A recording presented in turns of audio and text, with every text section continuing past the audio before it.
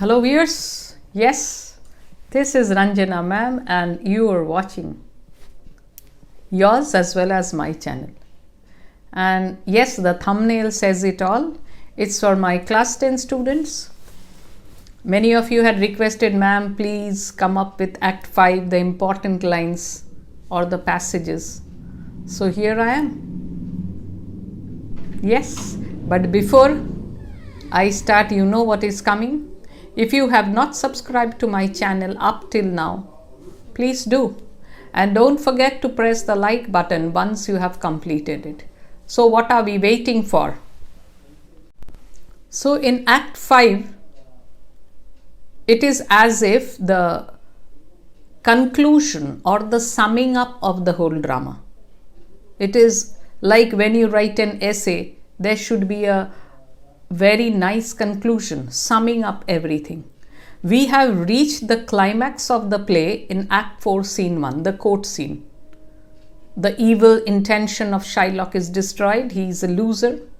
He leaves defeated.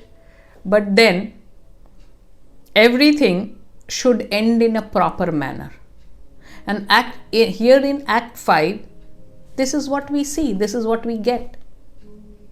Portia returns to Belmont with Nerissa. So do Bassanio and Antonio Graciano and the rest. And they need to know that Portia was the lawyer or the judge, and Nerissa was her clerk. So Portia has brought a letter from Dr. Bellario, which will certify that she was the judge or she was the lawyer and Nerissa was her clerk. And not only that, Bassanio has given away his ring to the lawyer. So this will be a proof, since when Portia produces the ring, this will be the proof that Portia was the lawyer who had fought Antonio's case. So all these things need to be explained. And that is what we have in Act 5. And yes, what I have said countless times in all my videos related to ICSE, ISE, that each and every line, especially in Shakespeare, each and every line is important. But still, there are some passages which are probable. So in Act 5 also, I will come up with those lines or passages.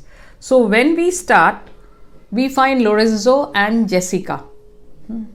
They are in Portia's house. They are in the garden. They are not inside. They are outdoors. They are not indoors.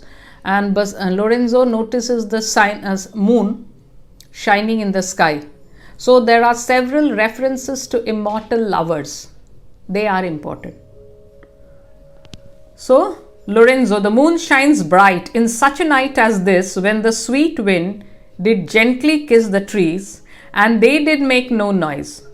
In such a night, Troilus, methinks, mounted the Trojan walls and sighed his soul towards the Grecian tents, where Cressida lay that night. So, in Trojan, there is a famous epic. You must have seen Troy. I don't know, many of you must have seen. So, when the Trojan War had taken place, Troilus and Cressida, they are supposed to be immortal lovers, rather Troilus. And Cressida had been taken to the Grecian camp. You know the story. The Greeks had surrounded Troy for 9 years, besieged it. Why? Because Helen had eloped with Paris, the prince of Troy.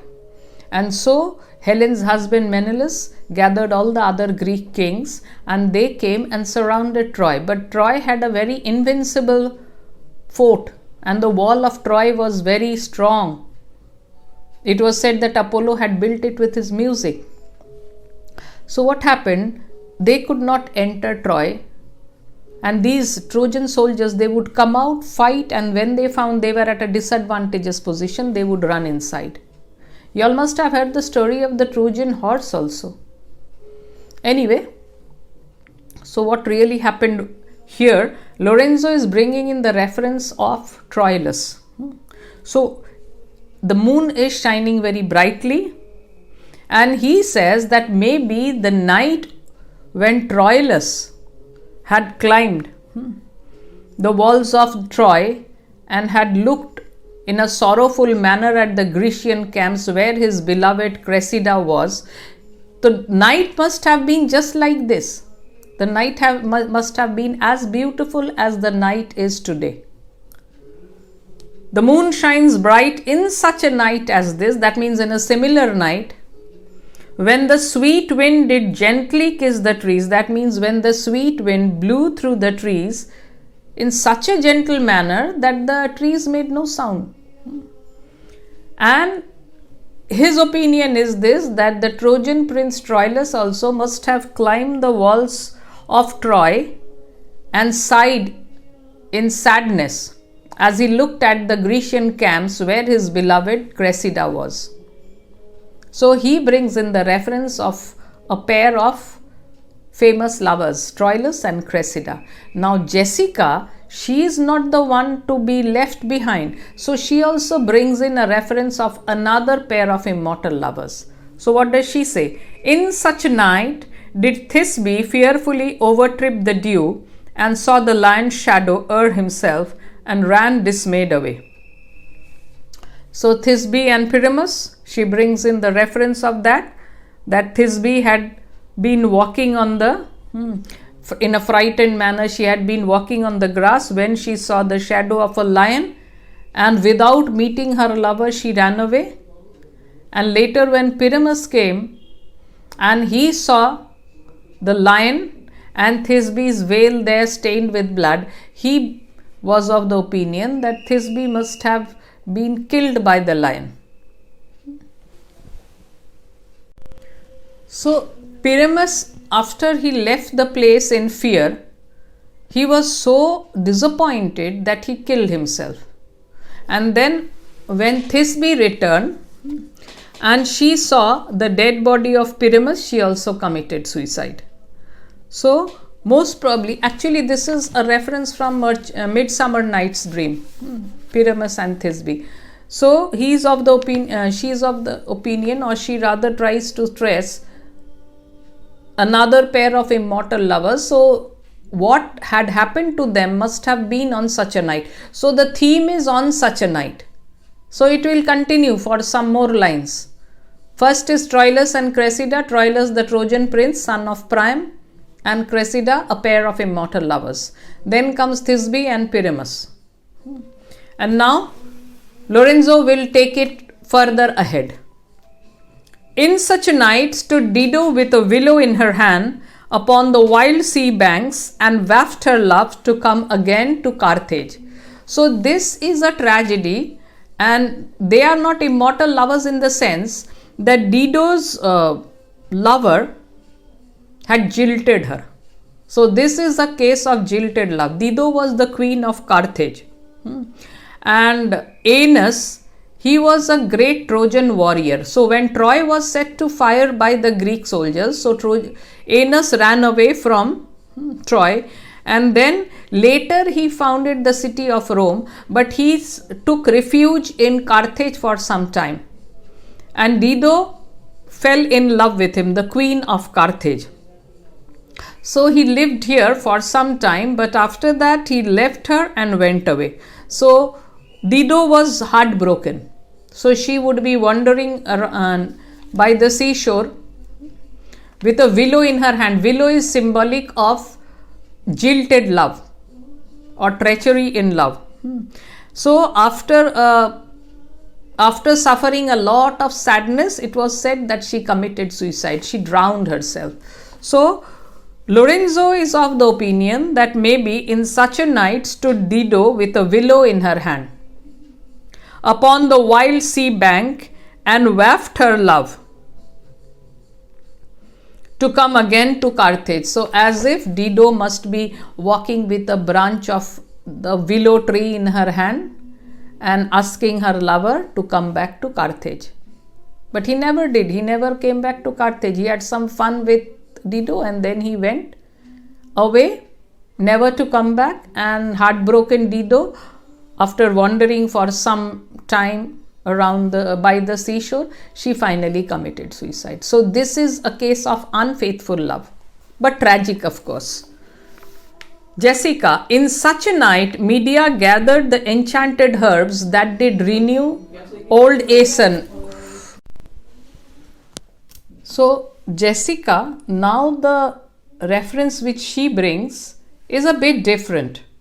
In such a night, Medea gathered the enchanted herbs that did renew old Aeson. So, this is nothing about immortal lovers, but about a night, a particular night. So, maybe it was in a similar night like this when Medea, you remember, Jason had been helped by Medea to get the golden fleece. So, Jessica is of the opinion that it must have been a similar night when Medea, she gathered those magical herbs with the help of which she brought back the youth of her father-in-law Aeson. Aeson was Jason's father. He was an old man, but Medea collected the magical herbs maybe in such a moonlit night, and with that she renewed the youth of her father-in-law, old Aeson. And it was said that these herbs could be collected only during moonlight for it to be effective. So, Jessica is of the opinion, most probably, she collected the magical herbs on such a night. Lorenzo will continue, but this time it is a bit personal. In such a night did Jessica steal from the wealthy Jew with an unthrift love, and with an unthrift love did run from Venice as far as Belmont. So, in a similar night, Jessica ran away from her father, the rich Jew, and and eloped with her unthrifty lover, thriftless lover, from Venice to Belmont. So Jessica will never give up. So she also continues in the same manner. In such a night did young Lorenzo swear he loved her well, stealing her soul with many vows of faith, and never a true one. So Jessica says, yes, it was on a similar night that Lorenzo professed his love for Jessica. So he stole her love with many vows, many promises of love, but none of them were true. Lorenzo, in such a night did pretty Jessica, like a little shrew, slander her love, and he forgave her. So this is a naughty quarrel going on. It is not a real quarrel. It is a mock fight. So Lorenzo also says, yes, in such a night, pretty Jessica, like a bad-tempered shrew, is a bad-tempered woman. There is a very famous drama of Shakespeare, The Taming of the Shrew. So like a bad-tempered woman, she slandered her lover, but Lorenzo did not mind. He forgave her for it. So Jessica says that I can go on saying on such a night, if nobody had come. So I would outnight you, did nobody come. But hark, I hear the footing of a man. So this was Jessica's turn to continue saying in such a night. But she says that she stops. Why? Because she hears the footsteps of someone approaching. So then Stephano comes with a message that Portia will be back before the break of day, and she is moving among holy crosses in the church where she is kneeling for happiness in her married life. So this message is given by Stephano, and then Lorenzo asks who is coming with her, and Stephano says none but a holy hermit and her maid. This is wrong. No holy hermit comes, only Portia and Nerissa come. And Stephano inquires whether Bassanio has returned. So Lorenzo says he is not, nor have we heard from him. But go we in, I pray thee, Jessica, and ceremoniously let us prepare some welcome for the mistress of the house. So Lorenzo tells that he hasn't heard anything from Bassanio, neither has he arrived. But then he tells Jessica, since Portia is coming, she's the lady of the house, so let us get ready to welcome her with some music. And after that, Lancelot comes. So Lancelot is always creating humor. So he keeps on shouting to Lorenzo. Even when he can identify the voice of Lorenzo, he tells Lorenzo himself that where is Master Lorenzo, and tell him that a messenger has come from my master. That means a messenger has come from Bassanio, full of good news that he will be here before morning. So both of them, Portia as well as Bassanio, are supposed to reach by morning. So that makes us wonder, why should Portia be late? Because she had started earlier. Remember, she had declined the dinner invitation and she had said, I must off to Padua. So most probably before reaching Belmont, she had gone to Padua to give to inform about the case to her cousin and then get the letter. And that is why she also reaches Belmont now, and Antonio and Bassanio, who leave the next morning, and they also reach now. So this could be the plausible reason why she also, though she had started much earlier, reaches more or less at the same time.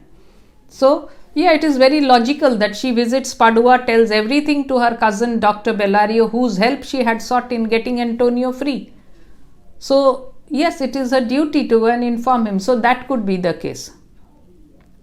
Anyway, now Lorenzo wants that there should be some music to be played for Portia. So Lancelot also leaves. Sweet soul, let's in and expect their coming. Sweet soul refers to Jessica. So let us go in and wait for them. Both are coming, the lord and the lady of the house. And yet no matter, why should we go in? Then he has a change of mind. Why should we go in? My friend Stefano, signify, I pray you within the house, your mistress is at hand, and bring your music forth into the air. Then suddenly the second thought that why should we go and let's give her a welcome here itself. So he tells Stefano that you go inside and inform the inmates of the house that your lady is coming back, and let us give and bring the musicians outside so that they play some music here itself. So Stefano leaves. How sweet the moonlight sleeps upon this bank. So moonlight is being personified as a female. Here will we sit and let the sounds of music creep into our ears. Soft stillness and the night becomes the touches of sweet harmony. Sit, Jessica. This speech is also important. Look how the floor of heaven is thick inlaid with patterns of bright gold. There is not the smallest orb which thou beholdest, but in his motion sings like an angel sings, still choiring to the young-eyed cherubims.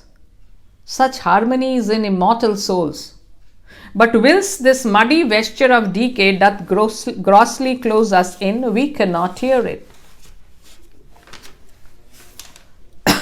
So he tells, once Stefano leaves, he tells Jessica that the moonlight is sleeping, as if actually it's the moonlight falling on the bank. So he says how sweet the moonlight is sleeping. So moonlight is being personified, and he tells Jessica that let us sit here and listen to the sweet sounds of music. What does he notice? That he remarks that peaceful silence and the night, they are very appropriate setting for sweet music. That means in order to enjoy music properly, what do we need? What is required? Silence. Silence. In silence you can enjoy music. So peaceful silence and the quietness of the night, they are an appropriate setting for sweet music. And then he remarks, just see the sky. So how it is filled with stars, and all these stars which you see, none of these stars, all the stars which you see, none of these stars is incapable of producing good music. That means all the stars which you see in the sky, they are capable of producing sweet music like that of an angel's song as they travel to the sky. So these stars, they always sing to the bright-eyed angels. They sing like the angels to the bright-eyed angels. Who? The stars. The stars in the sky. That means all the stars in the sky which you see, they are all, that means the celestial bodies, they have music in them. and there is a harmony between the human soul and also those celestial bodies. But so long as our soul is enclosed in this body, which is the muddy vesture of decay, our body is liable to perish. The human body, made up of the 4 elements, we say 5 elements, it is liable to decay and destruction.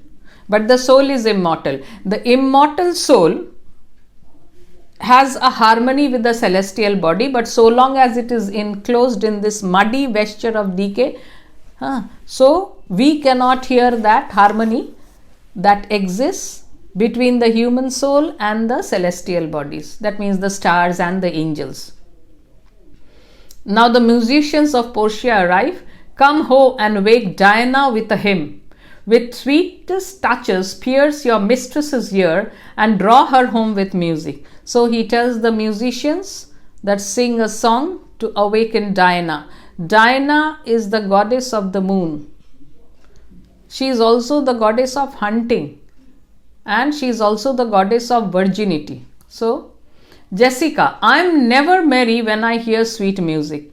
So Jessica remarks that she is never lively when she hears sweet music. So what reason does Lorenzo give for it? This speech again of Lorenzo is important. The reason is your spirits are attentive. The reason for your not being merry or lively is because you listen to the music with so much of attention. That means you are so engrossed or wrapped in music that you are not lively. You are too engrossed in listening to it. So that is why you cannot show your reactions. And then he gives some examples. For do but note a wild and wanton herd or race of youthful and unhandled colts, fetching mad bounds, bellowing and neighing loud, which is the hot condition of their blood. If they but hear perchance a trumpet sound, or any air of music touch their ears, you shall perceive them make a mutual stand. Their savage eyes turn to a modest gaze by the sweet power of music. So he gives in the reference of colts. Colts are unhandled ones, untrained horses. So when the horses are trained, they behave differently. But colts is that stage when they are not yet trained. That time they behave in a very aggressive manner. They are quite mischievous, always shouting and jumping and neighing loudly. This is the natural behavior of these horses because they are untrained. But when they hear the sound of music, even if it is the sound of a trumpet, what will happen? How will they react to it? They will become suddenly very still. Their jumping and madly jumping and prancing, they will come to a standstill, and the savageness in their eyes will disappear. It will be replaced with a modest glance, modest gaze. Their savage eyes turn to a modest gaze by the sweet power of music. And what is responsible for the change?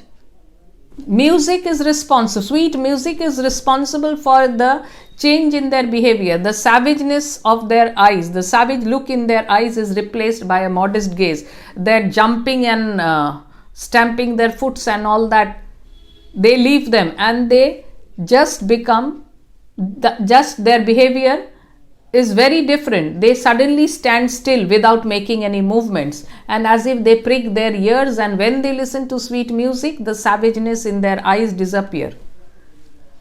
So what is the reason for all this? Sweet music. Sweet music is responsible for the transformation in these colts. Therefore the poet did feign that Orpheus drew stones, trees, stones and floods, since not so stockish, hard and full of rage, but music for the time doth change this nature. So Ovid's one of the best creation was Orpheus. Orpheus was supposed to be a musician who could create magic with his musical instrument on which he played. It was said a musical instrument, the name of it was lyre, L-Y-R-E, lyre, a stringed quadrilateral shaped instrument, but not square or rectangle, but it had four sides, something, a stringed instrument, let's see. So with that he created such music, such magical music, that even it had the power to move trees, stones and rivers. That means even it had its influence on inanimate things. So according to Lorenzo, the man, since not so stockish, hard and full of rage, but music for the time doth change his nature. So he says that in nature there is nothing so fierce or stockish or unyielding which is not affected by music. That means everything in nature is affected by music. The man that hath no music in himself, nor is moved with concord of sweet sounds, is fit for treasons, stratagems and spoils. The motions of his spirit are as dull as night, and his affections dark as Erebus. Let no such man be trusted. Mark the music. So he says that the person who does not love music, who is not influenced by sweet music, that person is capable of doing the wickedest thing in this earth. He is fit for treachery, he is fit for plots and thefts, dishonesty. All the negative vices should be in him. This person is fit for any negative quality, any negative trait, any negative act, and this person is fit for it. His soul is black as night, and his likings or inclinations, they are as dark as hell. Erebus, hell. And this type of man who does not like music should never be trusted. And then he tells Jessica, listen to the music. Now Portia comes, the small lines also, but important. Why? The light we see is burning in my hall. How far that little candle throws his beams, so shines a good deed in a naughty world. So Portia, maybe she's at the gate, and in the hall there is a candle burning. So from the compound gate she can see that small candle burning in the night. So she says that the light which we see is burning in our own hall. So this candle, how far does it show its light? So in the same way, a good deed is also noticed in a world full of evil. When everyone they are evil, a good deed shines. I'll give you a different example to prove it. Like in Hindi there is a line, Andho mein Kana Raja. That means where everyone is blind, the one-eyed man becomes the king. So what do I mean to tell? That when everything is surrounded in darkness, even the small light of candle will be noticed. So in the same way, when it is a wicked world, one good deed will outshine the others. Nerissa, when the moon shone, we did not see the candle. Yeah, but in the bright light of the moon, the candle light was as if not noticed. So she says, so doth the greater glory dim the less. So great things, they always overshadow the things which are less. I'll give you an example. Suppose you are sitting in a room well lighted, well lit, and then you have a candle or you light a torch. You'll hardly notice the light of the torch. But let there be load shedding or a power cut, in easier words, let there be a power cut, and then you light the torch.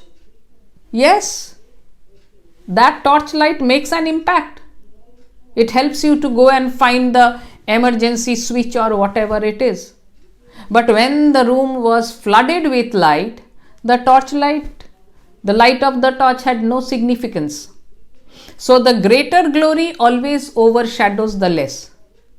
In the absence of the principal, the vice principal is very important. But the moment the principal comes back, the vice principal is not so glorious. So a substitute shines brightly as a king until a king be by. So a person who acts in the absence of the king loses his importance when the king himself comes. And then his state empties itself as doth an inland brook into the mainland of waters. So when the king comes, the substitute does not enjoy that glory anymore. And what is his condition? It is like that brook which goes and empties itself into the waters of the river. Brook is a small river. So long as the brook moves on its own, it is noticed. But when it goes and empties into the river, the existence of the brook is, you cannot identify the brook anymore when it goes and empties itself into the river. River, when it moves on its own, you notice it. But when it goes and empties itself into the sea, then it loses its identity. So the greater glory always overshadows the lesser one. Small things are overshadowed by greater things. And then Nerissa remarks that it is her music. So Portia says, nothing is good I see without respect. Methinks it sounds much sweeter than by day. So Portia, when she used to hear this music played by the same musicians during daytime, she had not found it to be so sweet. So she feels that most probably because it is being played at night, it seems to be so sweet. Nerissa, silence bestows that virtue on it, madam. So Nerissa is always an intelligent companion. So she gives quite a nice reply that yes, it is the silence which makes the music so sweet. Portia's speech again. The crow doth sing as sweetly as the lark when neither is attended. And I think the nightingale, if she should sing by day, when every goose is cackling, would be thought a no better musician than the wren. How many things by season seasoned are, to their right praise and true perfection. Peace, ho! The moon sleeps with Endymion and would not be awaked. So Portia says, yes, the crow can sing in a similar sweet manner as the lark when none of them are accompanied by other sounds, when no sounds are there to disturb their song. I don't know how the lark sings, but the crow's voice is very harsh. This is a fact. And according to Portia, the nightingale song sounds so sweet because she sings at night. If she were singing by daytime, if she were to sing during daytime, maybe her voice would sound as ordinary as that of wren. Wren is also a bird. So many things, since they are done at the right time, that is why they sound so effective, and that is why they become so praiseworthy. And then she says, the musicians, peace, ho! So she tells the musicians to stop. Why? Because the moon is sleeping with her lover Endymion and does not wish to be awakened. So actually it is quite night time and she doesn't want others to be disturbed. So she says that stop the music. And Lorenzo then identifies when he hears it is dark. So Lorenzo hears the voice of Portia and then he says, if I am not mistaken, it is the voice of Portia. Portia hears his voice and she says that he knows me by my bad voice in the same way as a blind man who cannot see the cuckoo but can identify it by his voice, by the voice of the cuckoo. Sweet voice. Oh, that sweet voice which I hear, it must be the cuckoo singing. In the same way, Lorenzo in the darkness cannot see Portia, but he identifies her. So Lorenzo welcomes Portia, and then Portia, she knows that they haven't reached as yet, but she is pretending that have our husbands arrived? And Lorenzo says that no, they haven't arrived as yet, but they are about to arrive. And Portia, go in, Nerissa, give order to my servants that they take no note at all of our absence, of our being absent hence. Nor you, Lorenzo, Jessica, nor you. So now she takes control of her household and tells Nerissa to go and report to the servants that none of them should say anything about her absence, and then she tells the same to Jessica and Lorenzo. So Lorenzo remarks that yes, Bassanio's trumpet is heard, so he must be arriving. And then she assures Portia that we are not those telltales that we will go and tell you have been absent from home. This night methinks is but the daylight sick, it looks a little paler. It is a day such as the day is when the sun is hid. So actually, at this moment, the night is slowly fading away to give place to morning. So she says, the night is past and it seems that the daylight is very feeble. Yeah, in the beginning, it's not a big bright sun shining. Slowly, feeble daylight, then it gets stronger. So, it looks a little paler as on such a day when the sky is overcast with clouds. So, these three come, Bassanio, Antonio, Gratiano and their attendants. So, Bassanio says, we should hold day with the antipodes if you would walk in the absence of the sun. What a flattery. Yeah, antipodes are the people who are on the other side. Suppose at this moment we are experiencing night. Maybe it is 12:30 by my watch. So, on the other side, the antipodes would be having daytime 12:30 p.m. It is AM for us. After 12 in the night it is AM, and after 12 in the afternoon starts the PM. Some of you confuse it, I have seen. So they are the antipodes. So he says that we should be experiencing day with the antipodes even if the sun was not present. That means even at night time, in the darkness, if you are with us, we would be experiencing day. Why? That means Portia is as luminous as the sun. Portia, let me give light, but let me not be light. Important. For a light wife doth make a heavy husband, and never be Bassanio so for me. So she says, yes, I want to give it I want to illuminate, I want to give light, I want to be a source of light, but I don't want to be a light person. A light person means a bad charactered person. So I don't want to be an unfaithful or a light person. Why? Because when a wife is light, she makes her husband sad. Heavy husband, that means a sad or sorrowful husband. And I would never let Bassanio be sad on my account. And then she welcomes all of them, and Bassanio also tells her to welcome Antonio. Both of them, they don't know, the audience knows, but Bassanio, Antonio, they don't know that Portia knows them. Portia knows Antonio already. So Bassanio is introducing, this is Antonio. So Portia tells that yes, you should be bound to him because he was bound for you. Yeah, the terrible bond which he signed on behalf of Bassanio made him bound. So Antonio says, no, I have been acquitted of it. Then Portia welcomes Antonio to this household.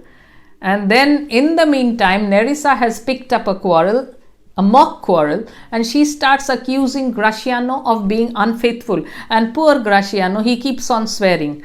By yonder moon, I swear you do me wrong. In faith, I gave it to the judge's clerk. Would he were dead that had it for my part, since you do take it love so much to heart. So he's telling, I just assure you, my God, I am swearing by the yonder moon that I did not give it to, I only gave it to the judge's clerk. And I just wish he were dead, since you have taken it so seriously.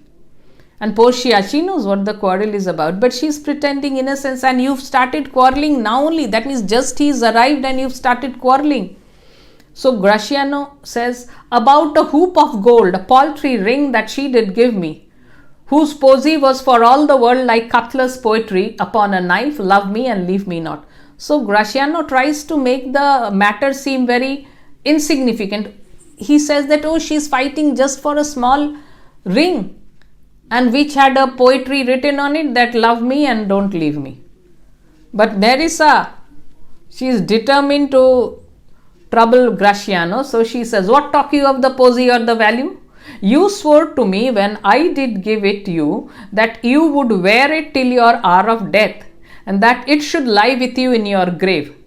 Though not for me, yet for your vehement oaths, you should have been respective and have kept it. Gave it to a judge's clerk. No, God's my judge. The clerk will never wear hair on his face that had it.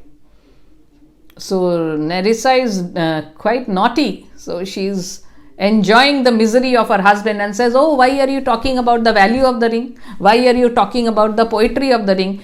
The fact is that when I had given you the ring, you had sworn that you would keep it till your last minute. And if not for me, but for the oaths which you had taken, you should have been respective of your oaths and you should have preserved it. You say you have given it to a judge's clerk. Oh, God is my judge. I know you have given it to a girl. You have given it to someone who won't grow beard on his face. That means you gave it to some girl, some woman. So Gratiano keeps on insisting, no, if he lives to be a man, he will certainly grow beard. And Nerissa says, yes, if a woman live to be a man, she knows she has the ring. She is the woman with the ring and she'll never grow beard. So she's just teasing him. Gratiano, poor fellow, now by this hand, so he's swearing by his hand with which he gave the ring. I gave it to a youth, a kind of boy, a little scrubbed boy, no higher than thyself, the judge's clerk, a prating boy that begged it as a fee. I could not for my heart deny it him. So Gratiano keeps on insisting, no, I gave it to the judge's clerk. He was the same height as your height. And he was a little talkative boy and he begged me the ring and I somehow could not refuse him. Portia's speech important. You were to blame. I must be plain with you. To part so slightly with your wife's first gift. A thing struck on with oaths upon your finger and so riveted with fate unto your flesh. I gave my love a ring and made him swear never to part with it. And here he stands. I dare be sworn for him he would not leave it nor pluck it from his finger for the wealth that the world masters. Now, in faith, Gratiano, you give your wife too unkind cause of grief, and it were me, I should be mad at it. So, Portia makes Bassanio further uncomfortable. So, as it is when the quarrel has started, Bassanio feels uncomfortable. What will Portia say when she sees that my finger also doesn't have the ring? And Portia now tells Gratiano, just to make matters worse for Bassanio, that you are to blame.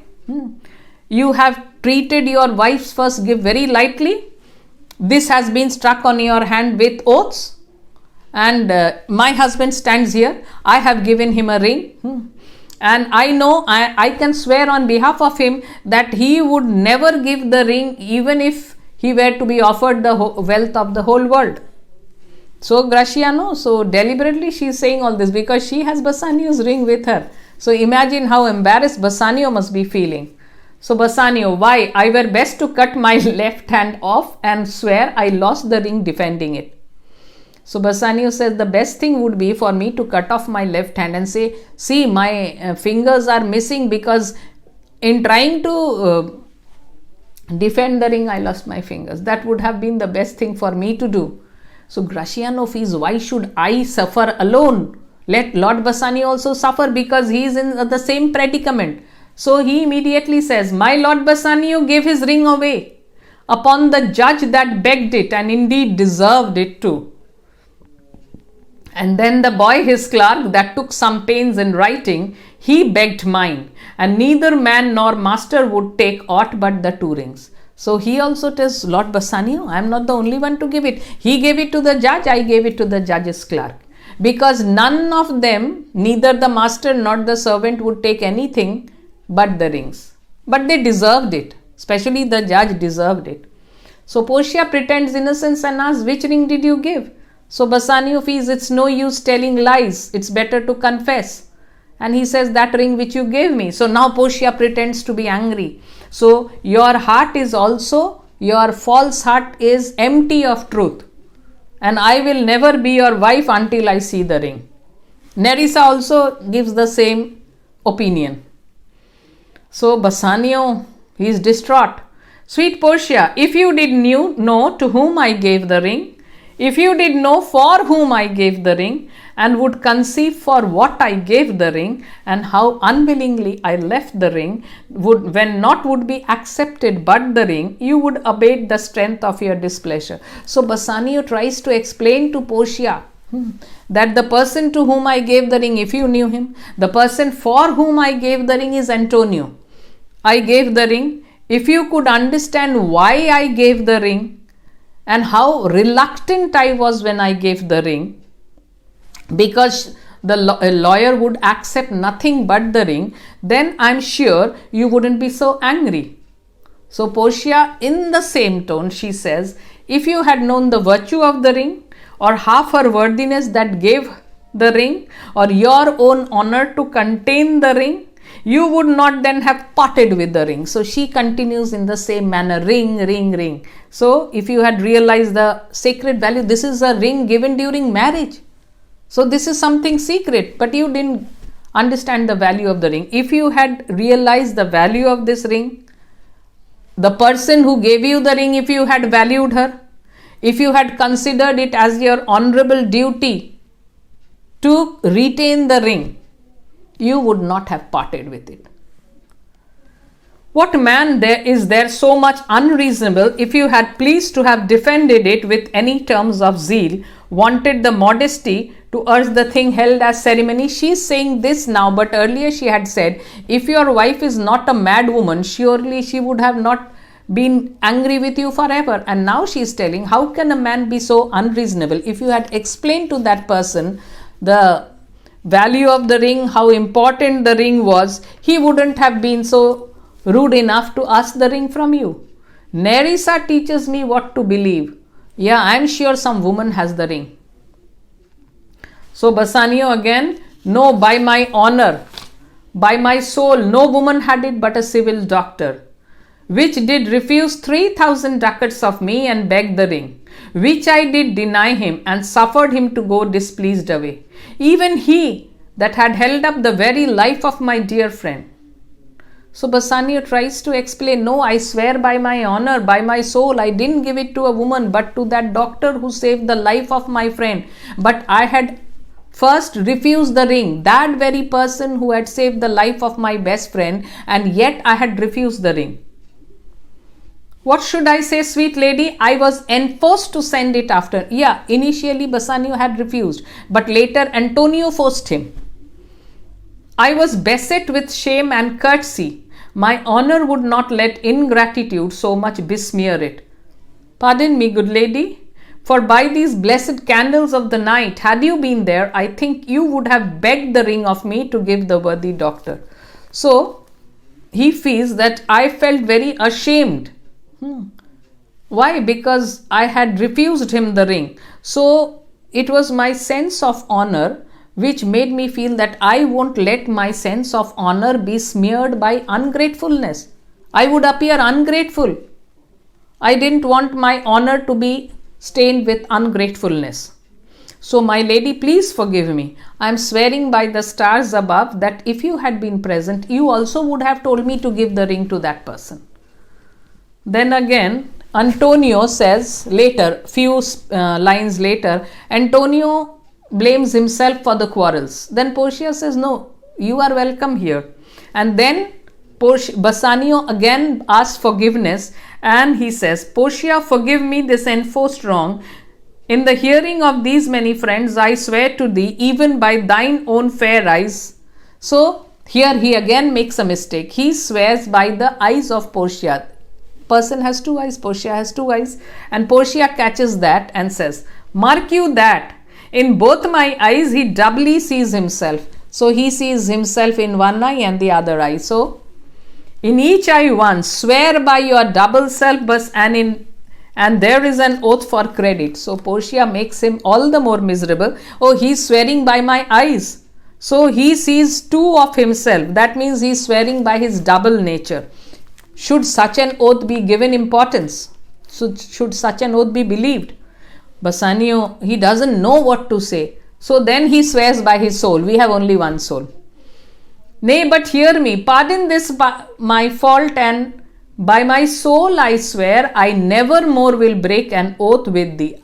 I am swearing by my soul. Please, Portia, forgive me. I'll never break an oath. So now Antonio comes in to mediate between the two. I once did lend my body for his wealth, which but for him that had your husband's ring had quite miscarried. I be dare bound again, my soul upon the forfeit, that your Lord will never more break faith advisely. So he comes to pacify, he comes to mediate, and he tells Portia that once I had pledged my body for his well-being, and now I am ready, and my body would have perished but for that person who has your husband's ring. So if he had not come, the person who has taken your husband's ring, if he had not been present, my body would have perished. Now I am ready to pledge my soul that your husband will never break an oath deliberately. So Portia tells that you be his surety, and gives him the very ring and tells him to give it to Bassanio. So Antonio doesn't know what type of ring it is. He takes it and he gives it to Bassanio. Bassanio, what a shock. This is the very ring. I had given it to the lawyer which Portia had given me. So how come this ring is again with Portia? So Portia now explains everything. This is the evidence that she was the lawyer. I had it of him. You're all amazed. Here is a letter. Read it at your leisure. It comes from Padua, from Bellario. There you shall find that Portia was the doctor, Nerissa there her clerk. So all the mystery revealed here. Lorenzo here shall witness, I set forth as soon as you. So this speech is very important because here all the missing clues are here. So how did Portia have the ring? So she tells that you must all be surprised. Read this letter. This letter is written by Dr. Bellario from Padua, and he has written that Portia was the doctor and Nerissa was her clerk. Lorenzo will also certify that the moment you left for Venice, I also left Venice on the very same day. Left for Venice on the very same day. And I have not yet entered my house. Then she welcomes Antonio. Antonio, you are welcome, and I have better news in store for you than you expect. Unsealed. So she has another letter with her, and this is for Antonio, which bears good news for Antonio. Antonio had become nearly a pauper. He had lost all his wealth, and this good news. There you shall find 3 of your argosies are richly come to harbor suddenly. So they had been lost. They were thought to be shipwrecked, but suddenly they have been traced again. So indeed good news for Antonio. 3 of his own argosies. And you shall not know by what strange accident I chanced on this letter. So I am not going to tell you how I came upon this letter. Antonio is spellbound. He doesn't know what to say, how to react. He is dumb. Bassanio now, were you the doctor and I knew you not? Gratiano echoes the same thing. They are full of surprise. Antonio, sweet lady, you have given me life and living. That means you have saved my life. You have also given me back my means of living. For here I read for certain that my ships are safely come to road. Yeah, so he reads the letter, and yes, in the letter it is written that his ships have come safely to road. So now Portia has some good news for Lorenzo, and Nerissa says that yes, I will give him the good news without a fee. There do I give to you and Jessica from the rich Jew a special deed of gift. So yes, the deed of gift which she had made Shylock sign, and this is a gift to Lorenzo. But they'll have to wait till he dies, till Shylock dies. They will get hold of his property only after his death. So Lorenzo is also very happy. These two have brought good news for everyone. Portia, it is almost morning, and yet I am sure you are not satisfied of these events at full. Let us go in and charge us thee upon interrogatories, and we will answer all things faithfully. So Portia says it is almost morning, so let us go inside. And I am sure you are not yet fully convinced. So let's go inside the house, and then you can shoot your questions, rapid fire round. And we will faithfully answer yours. And Gratiano, he has learnt a lesson. Let it be so. While I live, I'll fear no other thing so sore as keeping safe Nerissa's ring.